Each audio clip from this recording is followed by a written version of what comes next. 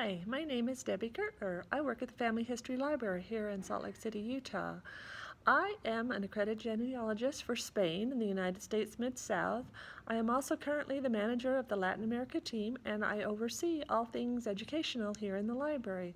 So that's guest classes and missionary training, volunteer training. For my proposal, I'm proposing a class based on some records in Spain, some fun records that I love to read, and those are wills in Spain. And so the class is titled A Mother's Inheritance, Testaments in Spain.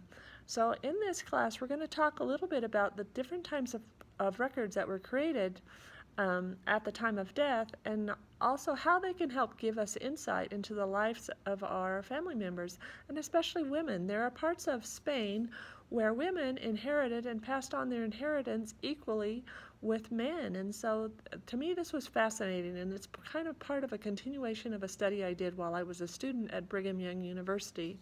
So often in a death record, and I've got a sample here that you can see, the priest will indicate whether or not the person who died left a will. And with that information, you can find clues, so you can go and find that will and find out what kind of worldly goods the person might have owned. It will give you an insight into what their household might have looked at.